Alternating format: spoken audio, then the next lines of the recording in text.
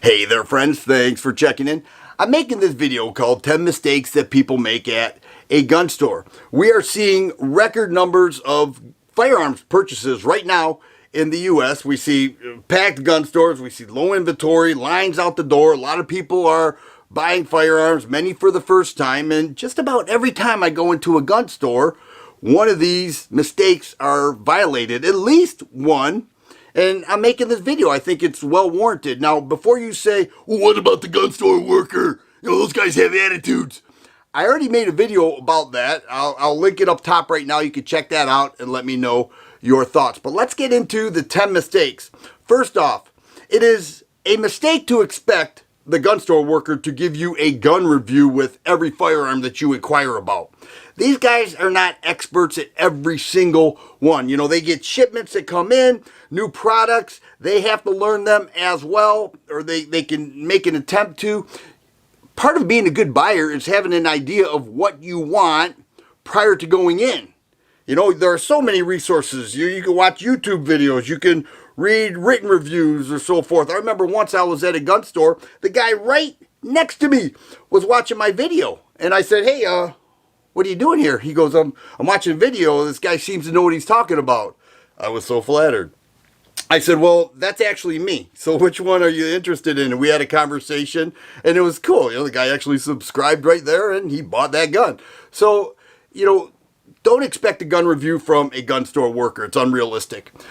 It's also very rude and disrespectful to lowball based on a price that you saw online. They say, well, you know, I can get this for a better price online. They're going to say, go, get out of here. Go buy it online. I don't care. You know, you have to take into account that when you buy online, all right, you're probably going to get a good price. But there's shipping fees, there's transfer fees, there are potential taxes that you have to pay, and you have to wait for it.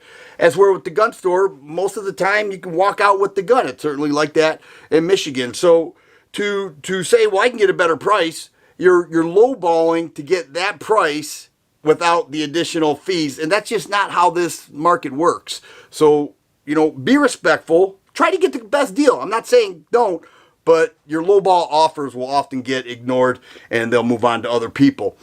In that same type of situation, it is unrealistic to expect a great deal on a trade. You are kind of expecting to get ripped off if you're going to go trade with a gun store. All right, you're better off selling or trading privately, but to go in there and say, well, I paid this for this gun, even at this store, this is what I paid, so certainly you should be trading it back in for this price. It doesn't work that way.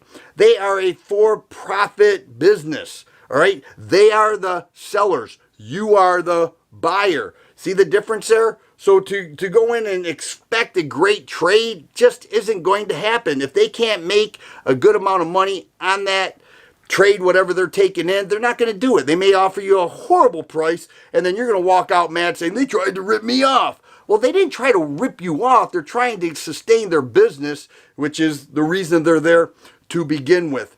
One of the things that extremely irritates me is when people butt into other people's conversations.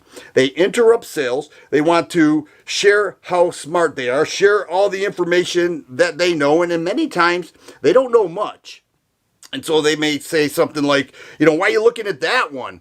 Get this one over here. I got this one. And that may be the only gun they have. And they're going to tell you everything that's great about that gun. And they're disrupting a potential sale. They're upsetting the worker. They're probably upsetting the buyer. And they were never invited into that conversation to begin with. In my opinion, that goes across the board in anything. But it's so prevalent in a gun store. And it's very irritating.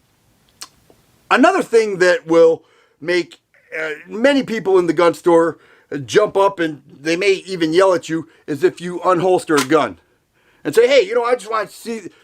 They're going to be like, hey, whoa, what are you doing? Put that away, man. What are you? I say, what? My finger's off the trigger. The safety's on. It's unloaded. They don't know that. Nobody knows that.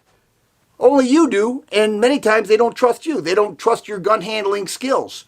So give them a reason to trust your gun handling skills. You know, if you want to show your gun, bring it in a case, keep the slide locked open, okay, where they can verify and then have a discussion. But to unholster it is really something that's going to make people jump up and be alerted.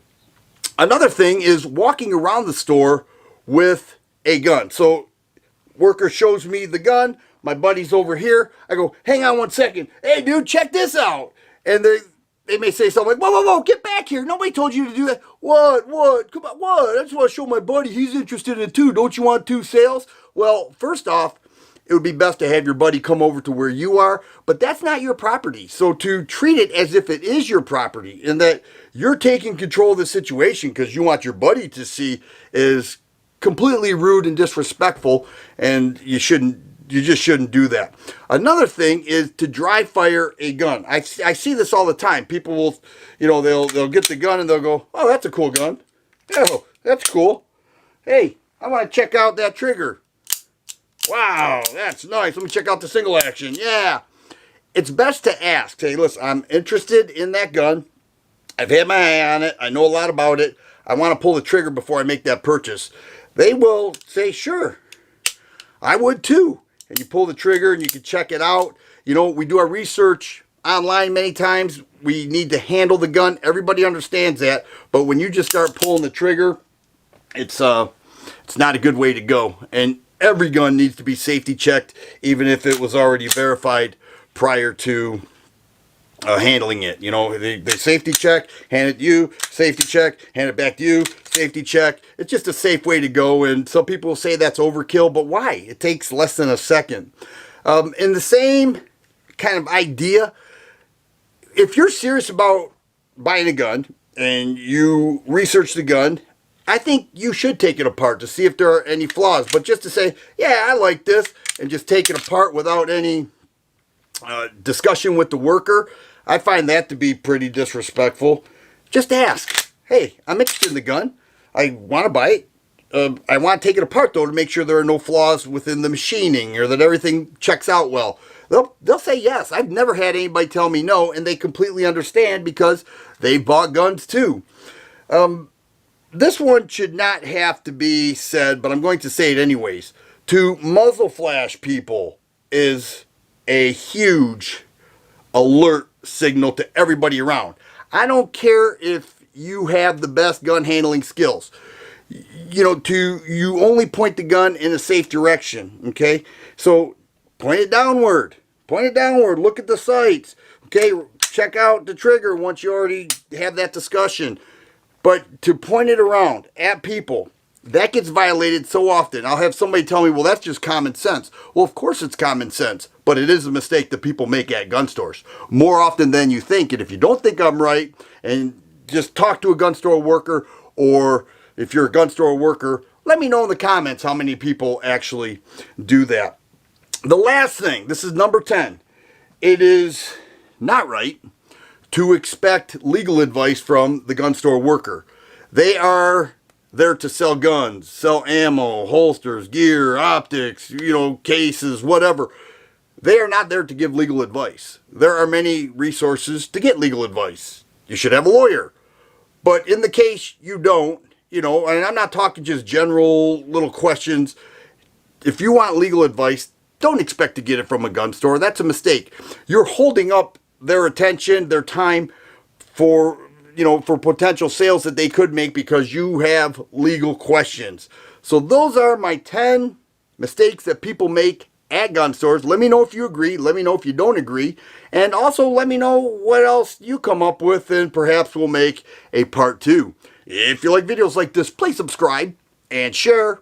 I always appreciate the thumbs up button. Thanks for watching, and you guys be safe.